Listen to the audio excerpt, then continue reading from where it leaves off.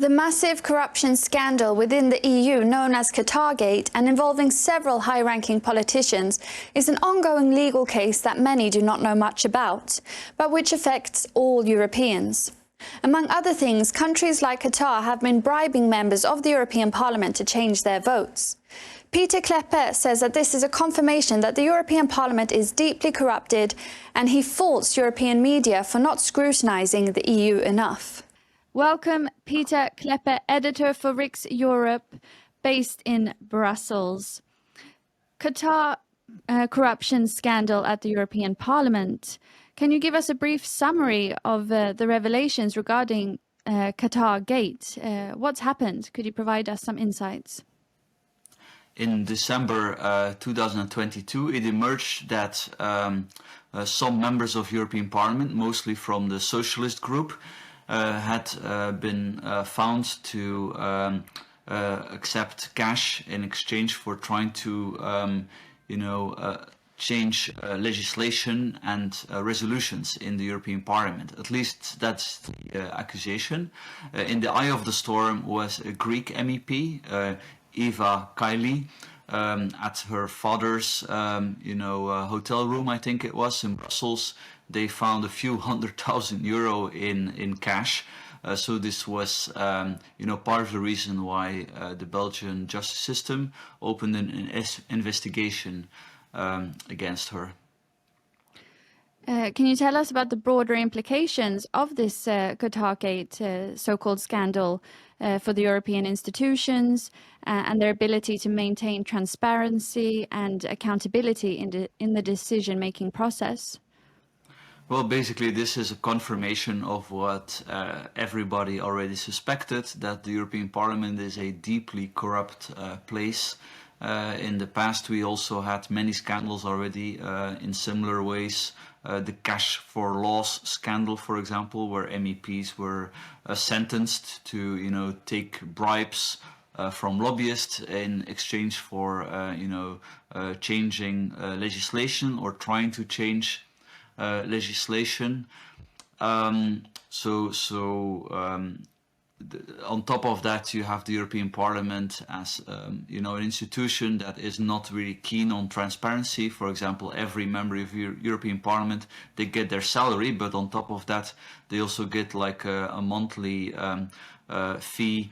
The general expenditure allowance, it's called, of more than €4,000, money that they do not have to justify how they are spending it, but that they receive supposedly to cover certain expenses. So there's a lot of intransparency, and a number of MEPs, they detail how they spend the money, but the European Parliament's bureau has so far always refused to impose on members of European Parliament to be more financially transparent with those taxpayers' resources. So that's sort of the environment, the backdrop that this institution operates in.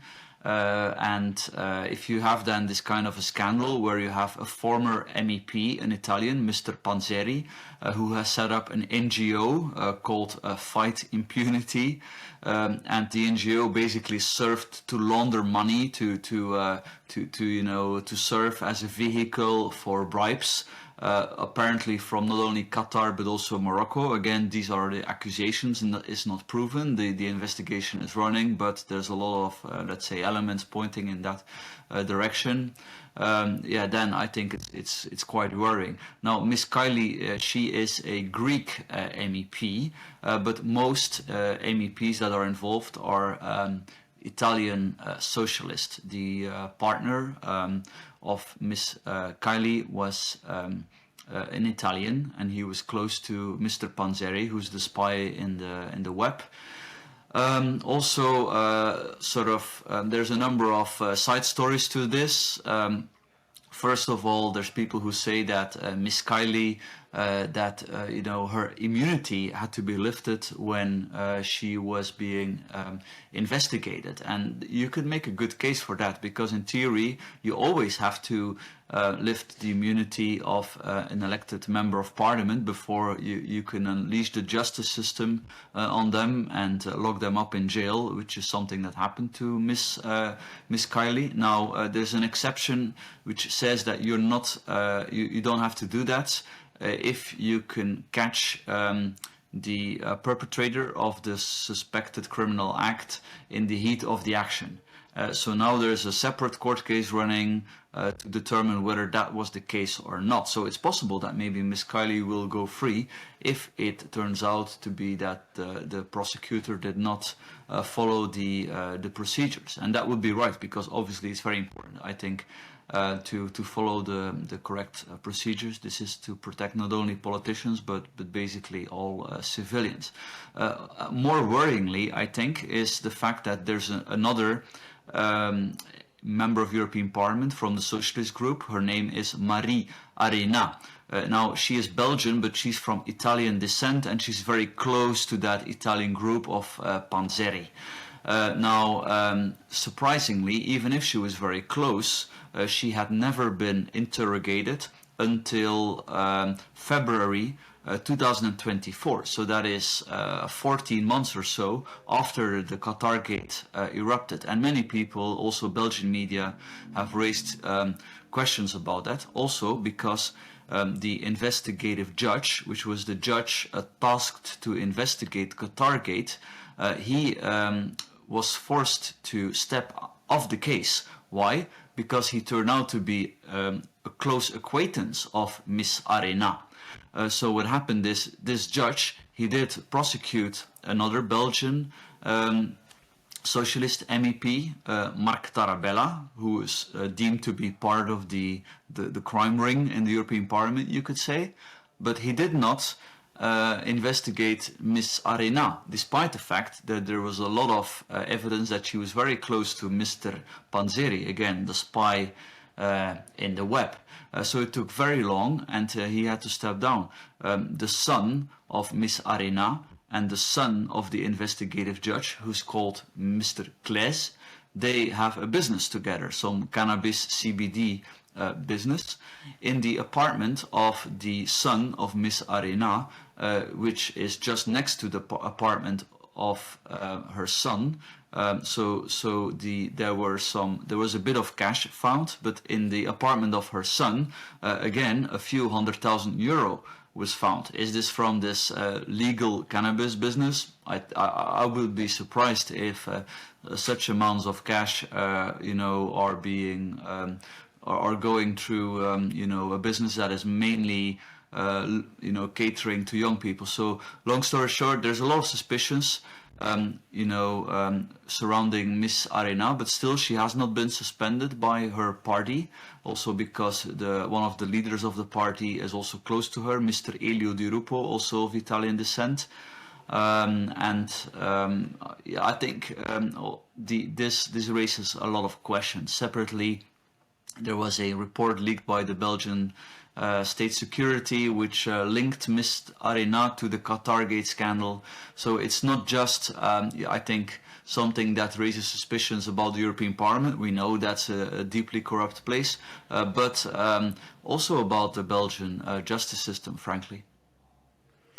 And how have the media and public reacted to this?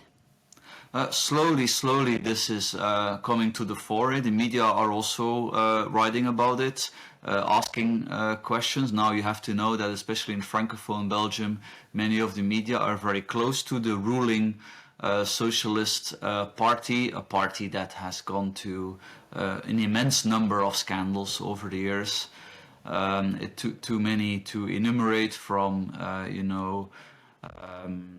corruption with weapons suppliers back in the 90s, which led to Belgian NATO Secretary General having to step down, to more recently a Belgian city which saw a lot of corruption and all kinds of businesses that are linked to the government in Francophone Belgium also being implicated in corruption scandals, and every single time it is that political party, which is one of the most powerful in Belgium, that is being implicated. Of course, the media are right to be careful. It's always very dangerous to outright accuse somebody of corruption, and again, maybe in the European Parliament, one of these MEPs, Mr. Tarabella, that has been prosecuted, he claims he's innocent. Maybe he is innocent. Maybe he is the victim of the investigative judge going after him in order not to have to go after, his acquaintance. We can only speculate, but thankfully the media are slowly but surely doing their jobs and starting to highlight the case. But I must say it took a while. Yeah. And what lessons could be learned from the Qatargate case in terms of strengthening anti-corruption measures and preserving integrity and democratic institutions? I think the main lesson is do not trust the European Parliament. The European Parliament is unfortunately a very powerful institution. On many legislative files, they have their say in Brussels, but in contrast with national parliaments, they don't, have the same accountability. They live in their bubble out there. The media are not scrutinizing the European Parliament as much as national parliaments. It's sort of kind of a mini version of the United Nations. So you could argue that there should be a European Parliament, perhaps. I'm not convinced. But I don't think that this institution serves as an effective check on the EU machine.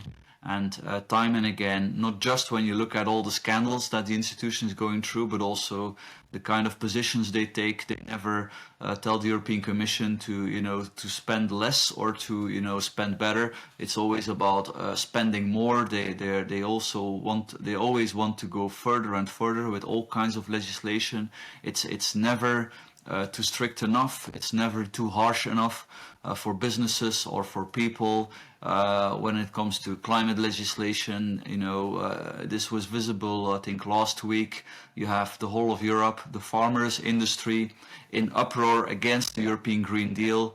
What is the response of the European Parliament? They want to go even further with emission targets, with bans, restrictions.